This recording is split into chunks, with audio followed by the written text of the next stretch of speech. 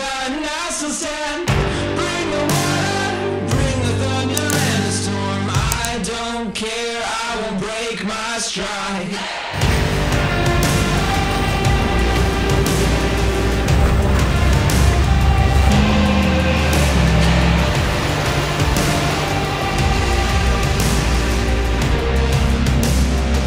On this adventure, we meet up with some folks from Central PA Overland for an event at Freedom Reading Outdoors.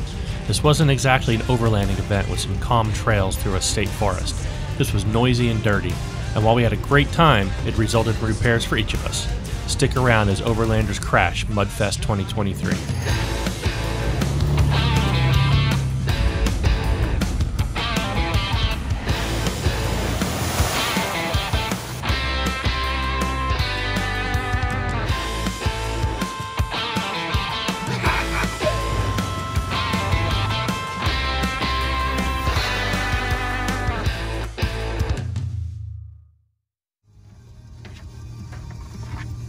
This first annual PA Muddfest was put on by PA Dirtriders, a group founded to promote the off-roading sport and bring together riders, community stakeholders, and businesses. This event was welcomed by the town of Minersville, who even set up routes for off-road vehicles to ride through town and patronize local businesses. I pulled into FRO around 11 o'clock to an unfamiliar sight. There were ATVs, side-by-sides, and dirt bikes everywhere, and almost no 4x4 rigs. I was starting to understand why I got little interest in the various groups I participate in on social media when I invited folks out. But I was at least meeting up with two other Overlanders. Let's go. You're not wheeling this, are you? Yeah. Really? Yeah. In the mud pit? No, not in the pit. Thank God. All right. Now I was meeting up with Paul and his 4Runner, who had arrived a little while before me, and Nick ended up just a few vehicles behind me in his Ranger. First thing to do was to claim a camping spot. Now he said to look for a muddy 4Runner, but it might have been the only 4Runner. That looks like a muddy 4-runner. We wasted no time. After we established that Paul and I would be keeping this particular campsite, I set up the tent and we headed out to the trails.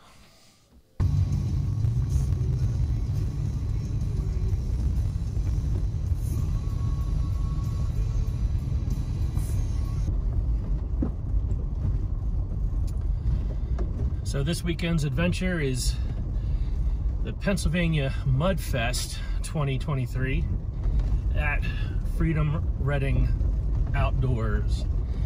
I'm here with Paul in front of me in his 4Runner and Nick behind me in his Ranger. It's my first time at FRO. We're just gonna see what we get ourselves into. Most of the crowd out here is all in side-by-sides and ATVs. But there's a few rigs out here, so I think we're gonna have maybe a few of the trails to ourselves while everybody's playing more ATV games. But we're gonna see what we find ourselves running into and have a good time.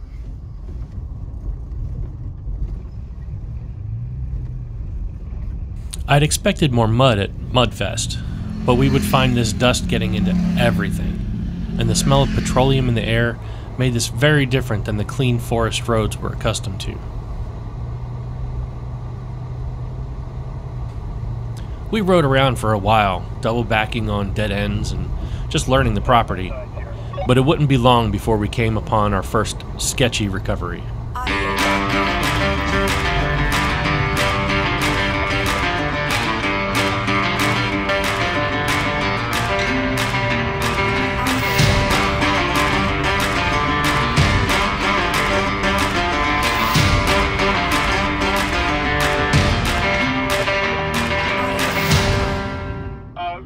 I got a rig off the side here. I'm going to take a look at it and then see if we can make sure it doesn't slide down. As we came to another dead end, we were approached by someone whose side-by-side slid off of the edge of the cliff while trying to turn around. I didn't capture our assessment of the situation, and the video doesn't show just how lucky he was. If that one 3-inch sapling wasn't there, this would have been an entirely different kind of recovery.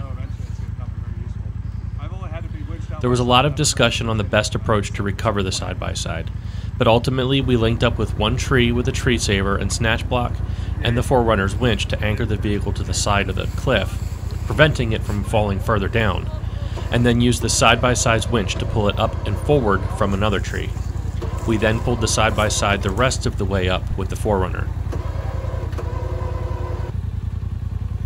I will note that while a lot of people were really trusting of the winch lines, we kept our distance in the case of a line break.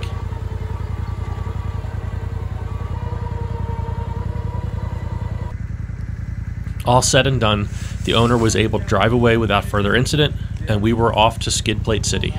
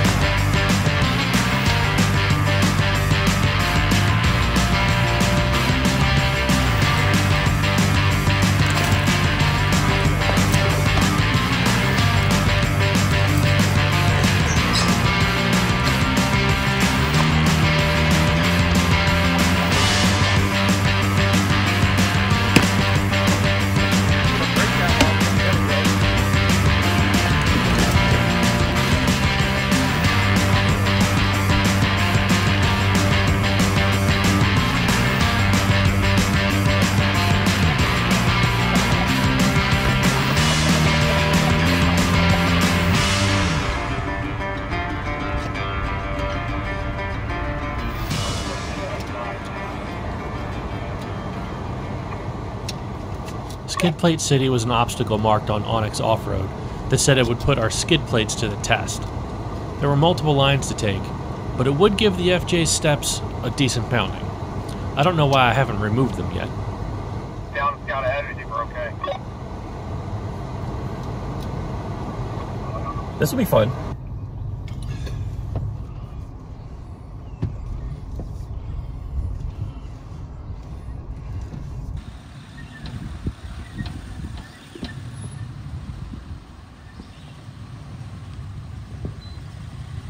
Okay, you're gonna roll off a little ledge there, and now you're on that big rock right there. Front left.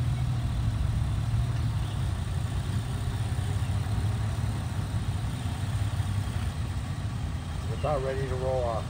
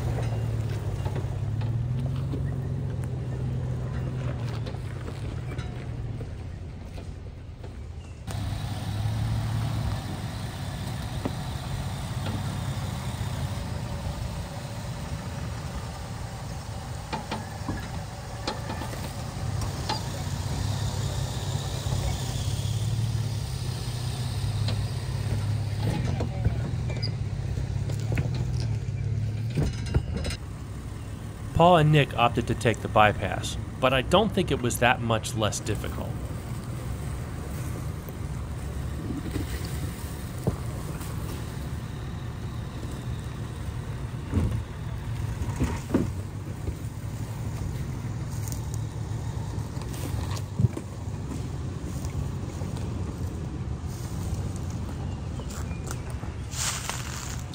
With Nick at stock height, I was careful to watch for the center line and his differential. Am I good? You're good. Never mind. But what else are the rock rails for?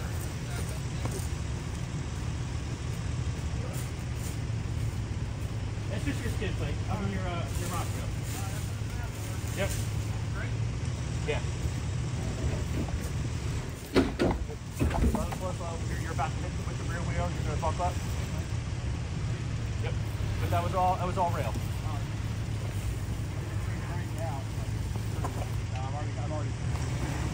No, if you keep it over, I think you'll be able to make it. I don't. Oh, well, maybe. Yeah, you got like a foot. No, I'm on the 3. I got it back. Okay, now that you're up on the rock, you can back up. Yeah. All right. Slow, slow, slow. Yeah, you'll pass it now. All right. Good. Slow, slow, slow. Got the bumps on the back. Yep. Okay, slow. Yep. Trying. Oh, brutal. Definitely stick like city. Oh, I'm hot.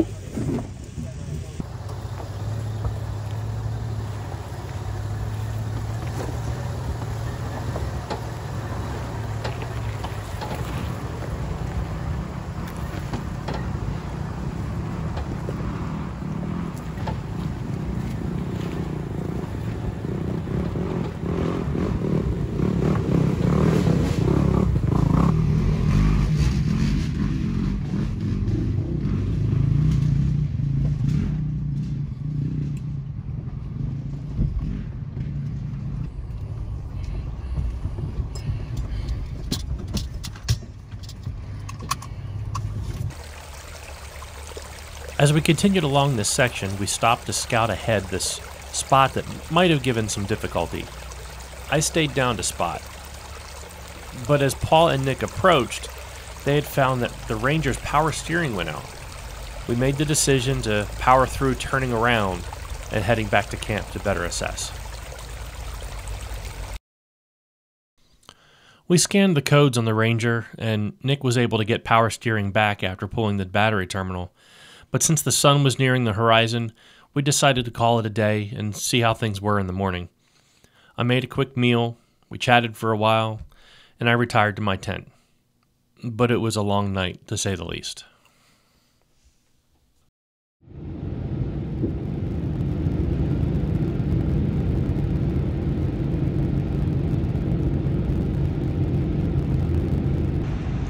The generator ran all night long. So peaceful.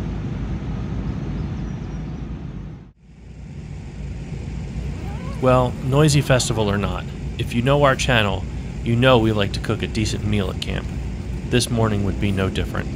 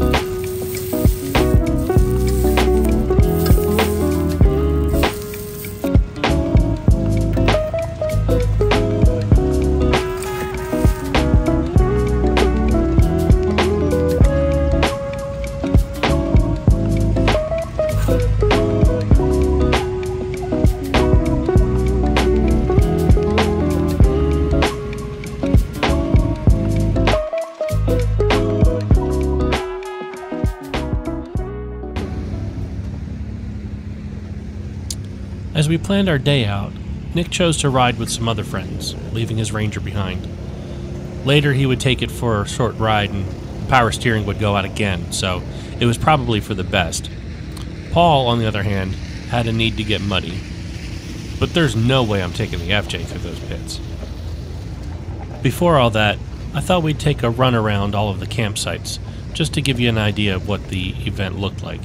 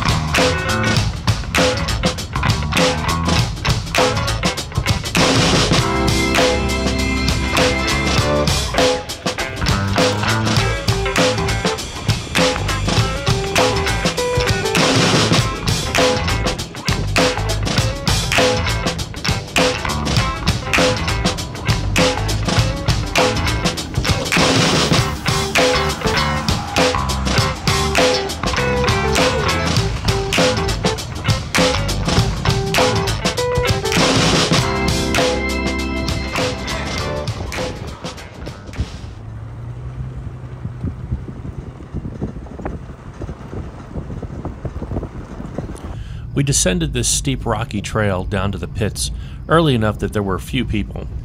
Paul lined up for a couple of runs through the first pit, but not a chance I'm doing it. This is fun though. I don't think you'd be catching me through this.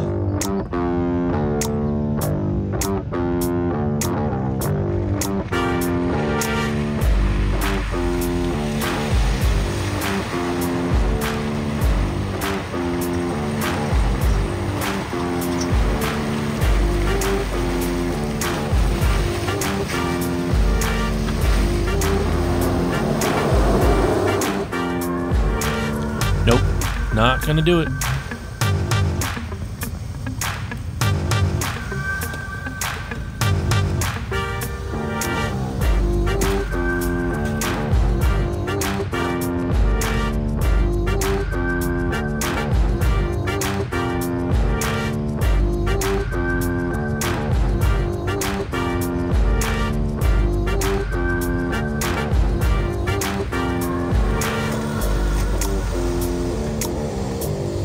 Nice.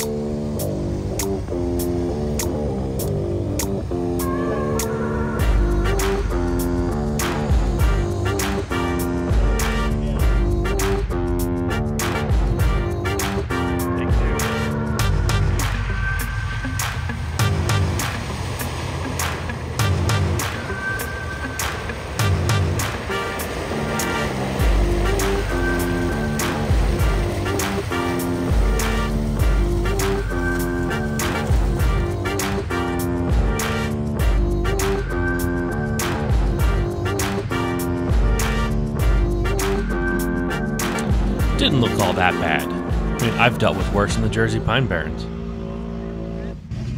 In the mud pit. No, not in the pit. Thank God. Okay, it is Mudfest after all. Just one run.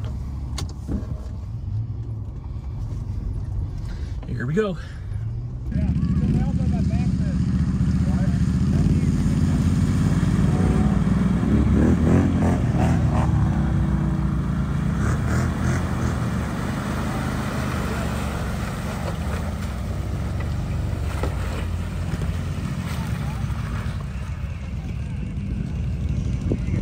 They call me crazy cause I'm facing all my giants. They try to scare me into thinking I can fight it.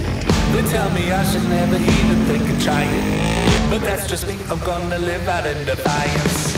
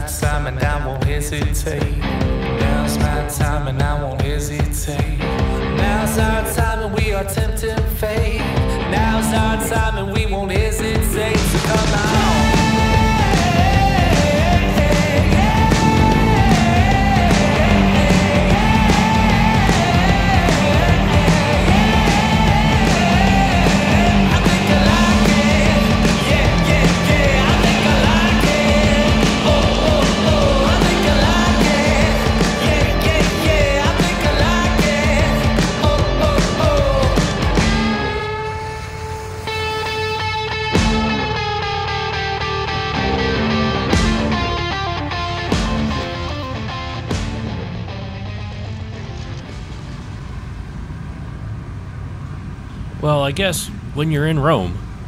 But now, back to our regularly scheduled program.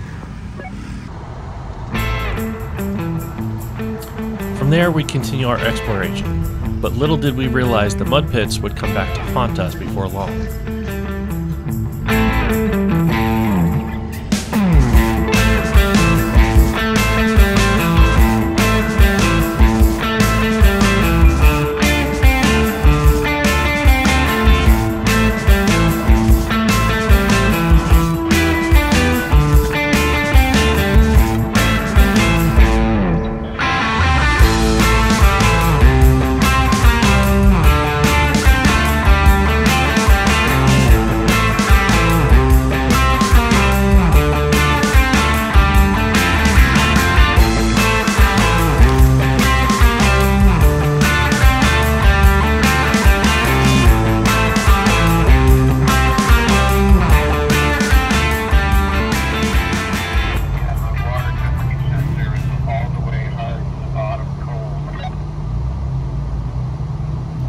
Take a stop real quick, restart, and see if it clears the sensor.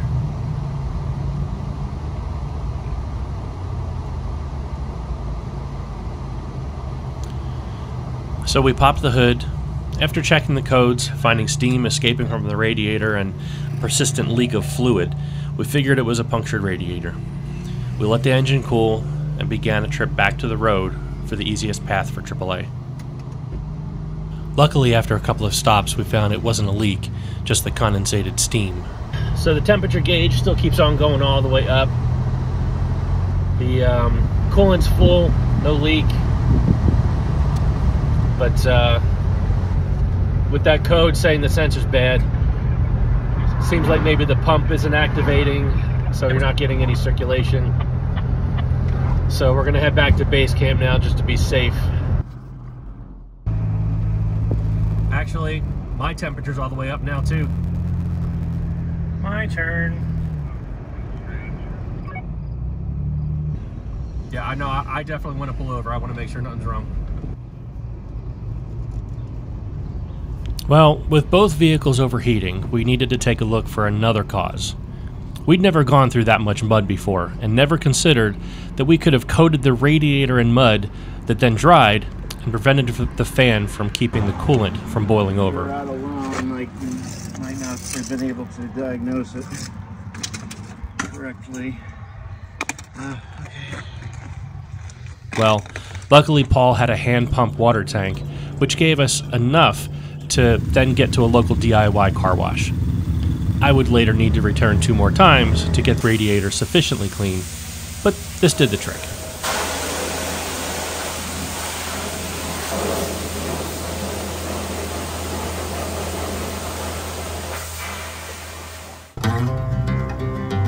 We got just a bit more riding in under the dusty haze of the golden hour sun, met some folks for some photos, ended up wrapping the day up with a good steak dinner. The day didn't go exactly how it was planned, but it was still some good times.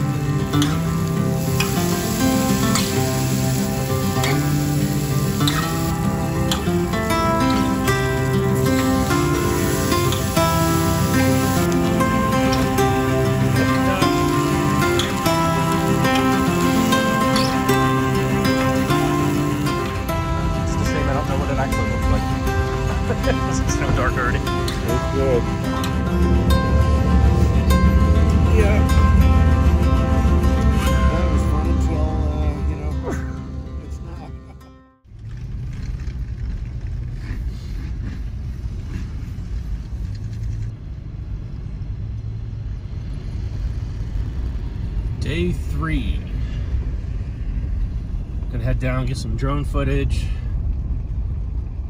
do a little bit of last day riding before Paul takes off. And I may or may not hang out a little bit longer. See what the day brings.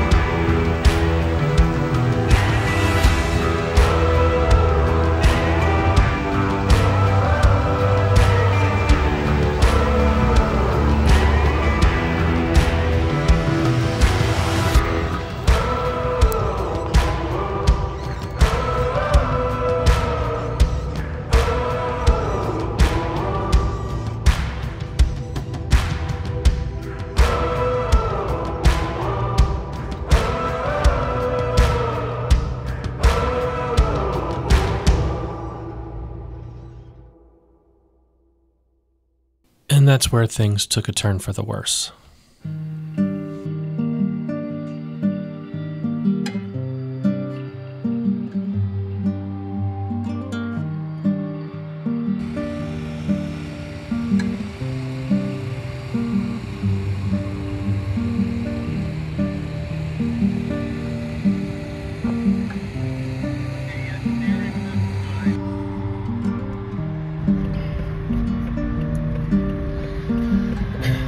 Well, we don't know what it is. Fuel pump, fuel filter, but Paul's 4Runner will not turn over. It's not electrical. Jump starting didn't do anything.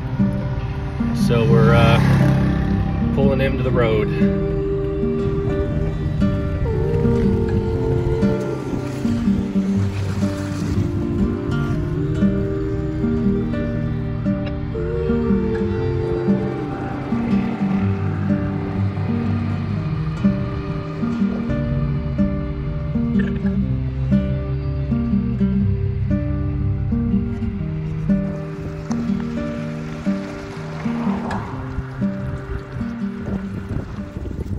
AAA had someone out within the hour to tow Paul and the 4Runner back home, just shy of 100 miles. I decided to hit some trails solo for a while. I needed to go back to Skid Plate City and finish that section. And then found my way to Slurry Hill, which ended up being the most sketchy situation I'd ever gotten the FJ into. Enough that I decided at that point to end my stay before doing something really stupid without some assistance.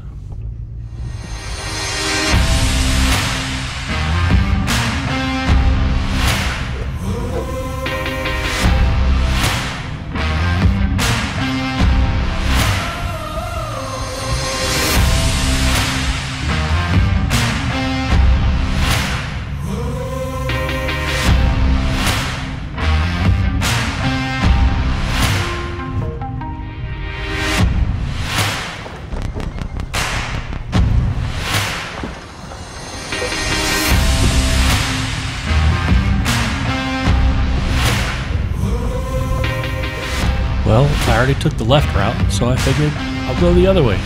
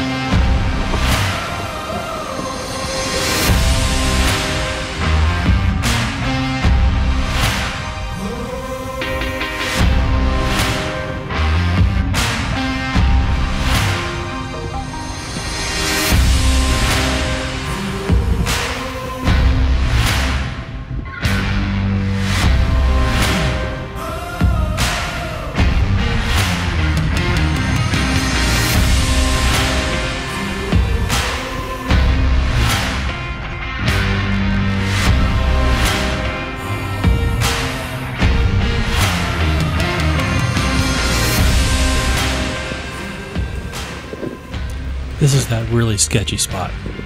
If you've watched much content like this, you know that the steepness of a hill just doesn't come across in video. I'm already sliding downhill at around a 20-degree decline. This drop had the FJ teetering back and forth. It really felt like I could have tipped. I was holding one hand on the wheel and one hand on the passenger door.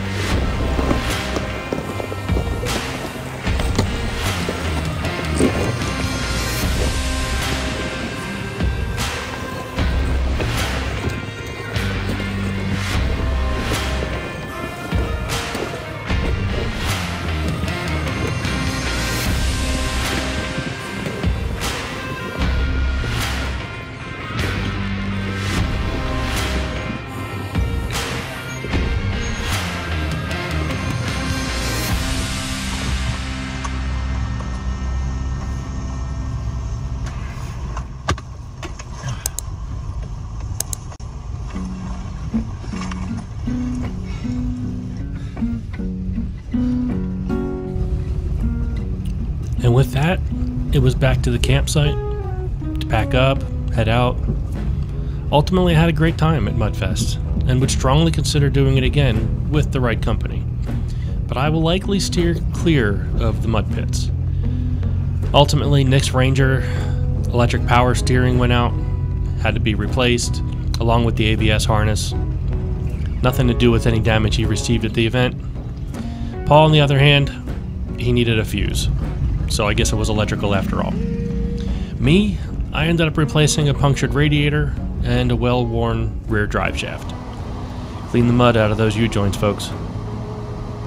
We'll see you next time on Daemon Adventures.